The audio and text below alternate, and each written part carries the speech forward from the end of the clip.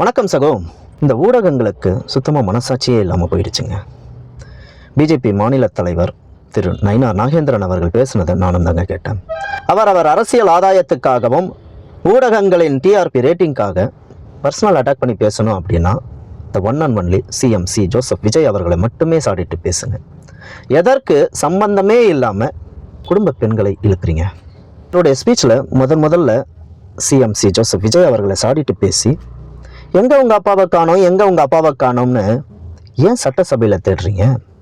வீட்டில் அம்மா கிட்ட கேட்டாதானே தெரியும். இன்றைய தமிழக முதலமைச்சர் ஜோசப் விஜய் அவர்கள் சட்டசபையில் எங்கே உங்கள் அப்பாவை காணோம் அப்படின்றத யாரை மென்ஷன் பண்ணி சொல்கிறாரு?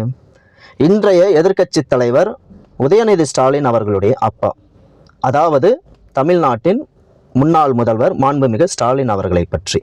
அப்போது உதயநிதி ஸ்டாலின் அவர்கள் வீட்டுக்கு சென்று அவங்க அம்மா கிட்ட தானே கேட்கணும் அப்படின்னு திரு நயினார் நாகேந்திரன் அவர்கள் உண்மையிலேயே சிஎம் ஜோசப் விஜய் அவர்களுடைய அம்மாவை பற்றி தான் பேசியிருந்தார் அப்படி என்றால் அந்த கொச்சைத்தனமான வார்த்தைகள், கான்ட்ரவர்ஷியல் ஸ்பீச் இருக்குல்ல, அதற்கு ரிப்ளை பண்ணாமல் கண்டுகொள்ளாமல் கடந்து போகிறது தான் பெண்மையை காப்பாற்றும் பெருந்தன்மை.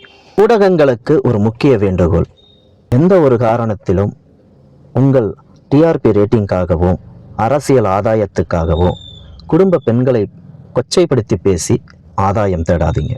நன்றி. வாழ்க வளமுடன்.